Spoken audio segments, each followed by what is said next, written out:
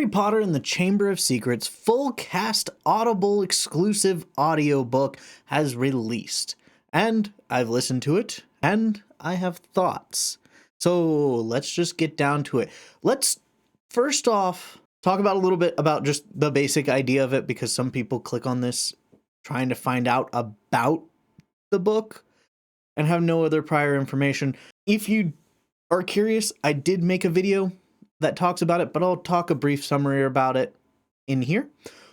It is a graphic audiobook. It is not a radio play. There is a slight difference, but all in all, it's basically just they took the book, they said, here are all the dialogues for each character, assign it to a person, each person reads it, and then you have a narrator, where a radio play is usually an adaptation of the original material. Things changed, things added to make it more seamless, and the pacing is a little bit more fast. All right, now that that's kind of over with, let's talk about the standout voice performances. And then we'll talk about other thoughts, but I think giving credit to some of these voice actors is really important, because that is what this is showcasing, is all of the talent in this series. You gotta point out some of the top talent. And you have most of the same characters from the first book, excluding Sacha Dhawan's Quirrell. I enjoyed Sacha Dhawan. I think I enjoy the other things that he's in. I feel like he didn't do much within Sorcerer's Stone to differentiate his voice from Snape's. They had a very similar voice pattern, kind of that slimy voice. I know a lot of people really do not like Riz Ahmed's Snape. And I think they're used to the Severus Snape from the movies, where he talks like this. Every word that he says is thought out thoroughly. That's great. Alan Rickman brought his own performance to the role. I think Riz Ahmed is really kind of doubling down on almost the slimy, just there's something about him I don't trust, and they want you to just not like him. You're not supposed to like Snape at that point. But he did a great job. I know a lot of people are still kind of on the fence on his acting for it, but there are 3 actors that I think did a great job in this book and really brought it to the next level. First off, let's talk about Max Lester's Ron Weasley. I think he was great in the Sorcerer's Stone, Philosopher's Stone, but I think he brought it to the next level in this book. And a lot of people who are being introduced to the books for the first time through this, who've only seen the movies, are going to be like, wow, most of the lines that he says are lines that Hermione said in the movies.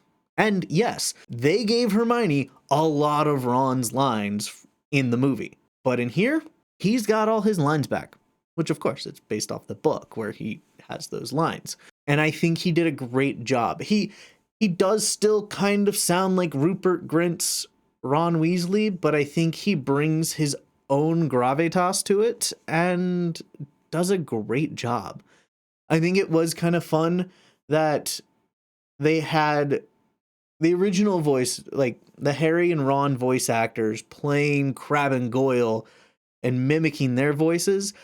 But I think that's also going to create a bigger confusion based on what the movies did, because they're like, oh, so they just have their same voice. But it was just to help you differentiate who is whom. But Max Lester, fantastic job. I hate that Prisoner of Azkaban is going to be the last one you're in. That's unfortunate.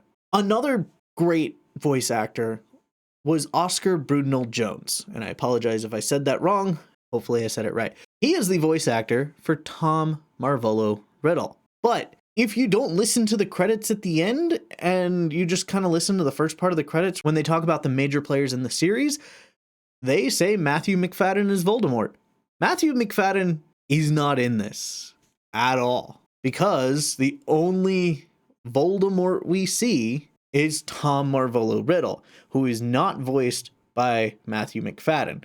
It took me forever to find and confirm on the internet who the voice actor for Tom Riddle Sr. or Tom Riddle Jr. was. If you listen to the audiobook at the end, you have to listen all the way to almost the very last list, like section of actors, for them to tell you who Tom Riddle Jr. is. Not Tom Marvolo Riddle, Tom Riddle Jr., which was weird in its own, but they really wanted you to know that Matthew McFadden is Voldemort, but he's voiced by a different character when he's Tom. But I think he did a great job. I'm interested to see how that voice role went when compared to Matthew McFadden in Goblet of Fire, because unfortunately we don't see Voldemort until Goblet of Fire, and his voice is probably going to be a little bit different than it was in Sorcerer's Philosopher's Stone. But I do want to give him credit and kind of put his name out there. He did a great job. It did very much remind me of Tom Riddle from the Chamber of Secrets movie, which is okay, but I liked Tom Riddle from Chamber of Secrets more than I liked Tom Riddle from Half-Blood Prince. So I'm okay if he's pulling from that voice over Half-Blood Prince Tom Riddle. I'm okay with it. And finally, one of the big ones that I think did a great job was Alex Hassel as Lucius Malfoy. Fantastic job. I think he played the suave voice, like just the smooth, just kind of bored drawing voice. Ah, Dumbledore, you're back. Ah, good. Fudge, you're here. And it's just, he makes you stop and listen because he's almost whispering. You can hear him, of course, because the mixing is a lot better in this than it was in the first one, and we'll talk more about that. But he's whispering. Never really raises his voice until the end for a little bit. But he's very quiet, soft-spoken, drawing voice, and it's nice. I think he does a great job. I think he does it slightly different than Jason Isaacs did for his Lucius, which is okay. It's okay to be different. But these are three voices that I think brought this full cast audio to the next level and gives the reason of why they're doing this is, hey, look, we're bringing these characters and giving them new life, showing them how good they can be. So there are some bonus ones. The actress who played Ginny Weasley, I think, did a great job. Once again, she's being recasted for 4, 5, and 6. So the next book is the only one that she's going to be in. And she has very limited parts in Prisoner of Azkaban. So we got a little bit of her in this. We saw in the first one. We see a little bit of her in the third one. We got the most of her in the second one, which is very little in general. So, hey, you did a good job. Proud of you. Keep it up. So that's it on my thoughts of the voice actors. Let's get into deeper thoughts about the just sound of it all. So one of the biggest complaints in Sorcerer's Philosopher's Stone was the sound mixing. They said that, certain characters sounded like they were really far away. Other characters sounded like they were underwater. And sometimes all you could hear is the background noise with characters mumbling their lines when you need to hear what they're saying. And there were some points that, yes, I did feel that way. But listening to this, I feel like they dropped the background sound a little bit. And if that's something that you didn't like in the first one, just take it off your device and re-download it, because apparently they had updated it and it should be better. I'm not really sure. I still have the one that I downloaded on day one. It doesn't bother me. Sometimes the sound is a little bit loud, but all in all, not a big bother. But I did notice that the background sound in this was a lot lower than it was when the first one first came out. So if that's something that bothered you, it's better in this one. Draco Malfoy's laugh is still in here. It's not as much, but he still has the stupid fake laugh. I don't know why. They kept that in there after everybody complained about it in Sorcerers, but it's still there. I don't think it's as much, but he still laughs really badly. And another thing that I think with the sound mixing that may be an issue for some people, why people thought it's like, hey, it sounded like they were in another room. This is a multi-channel audio, so if your headphones are set to stereo and you have both in, you're going to hear one more in one ear, less in the other. if you have one ear in and it's still set to stereo for both ears, if it's coming in the right channel and you're listening to it through the left channel, you're not going to hear much of what's on the right. You'll hear it, but it'll sound like... So check your headphone settings, because that might be what is happening, is your headphones don't switch from stereo to mono depending on if you have both headphones in or one headphone in. I use AirPods, so when I have one headphone in, it switches to mono or mono stereo, however they do it, but it's all in one ear and rather than splitting it. But I used to have this problem when I listened to music with wired headphones on stereo sound, is there were some songs that lyrics would play in one ear, music would play in the other for the intro of the song, and sometimes I would just have lyrics with no sound, or if I listened to it in the other ear, I would have sound and no lyrics.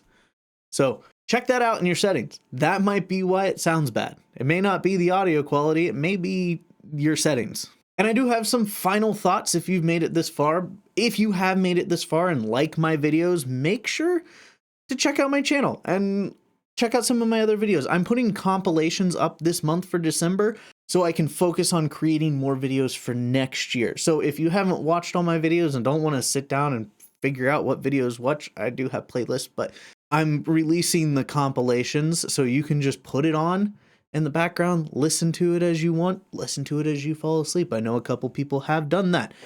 I can see on the watch hours where they jump. But if you're interested in that, I've got 2 of the compilations up now, so just check that out. Some of my final thoughts on the audiobook. This is the UK version of the audiobook. So you US listeners who have only read the US books or listened to the Jim Dale version and not the Stephen Fry, there's a couple words that are different. Like, one of the ones that I like in the Jim Dale version is when Peeves makes fun of Moaning Myrtle. In the UK version, it's Spotty, Spotty, you're spotty, spotty. But in the US version, pimply, pimply, which is just kind of fun. I like the pimply, pimply. But it's spotty, spotty. And that's the UK version. It's not a Mandela effect, I promise. The UK version, not the US version. Stephen Fry, not Jim Dale. One thing that I think was underappreciated in the first one is the background music, and it's the same in this one. There's a couple new little added things, but for the most part, it's all the same music. It's okay. It's not. If you're listening to this for the music, then what are you listening to? There's so much better music out there. You're supposed to be listening to this for the voice talent reading the book. Also, if you want more immersiveness and the music kind of takes you out, then I don't know how to help you. Read the illustrated book with it. Follow along. Look at the pretty pictures. Maybe that'll help build a better immersiveness for you. Honestly, it's still Chamber of Secrets. I think Chamber of Secrets is probably one of the lower books on my list of favorite Harry Potter books. So to me, yeah, there was some excellent voice acting throughout, and the mixing was a lot better. But all in all, at the end of the day, it's still Harry Potter and the Chamber of Secrets, which is one of my least favorite Harry Potter books. I'm not saying I hate it, but it's one that I like. I'm not saying I hate Chamber of Secrets. I know some people love Chamber of Secrets, but it's not my top 5. It's good, not great, but that's nothing to do with the audiobook. That's just it being Harry Potter and the Chamber of Secrets. So that's it from me. Like I said, if you like my content, make sure to check out some of my other videos. It'll suggest a video over here best to your preferences of my videos. So make sure to check that out if you're enjoying this. And that's it. Chamber of Secrets, full cast, Audible, exclusive audiobook. It's out. We got it. Now we got to wait for a month for the next one. And I'll keep updates going, so make sure to follow for that. And as always, stay marvelous, and we will see you next video. Knox.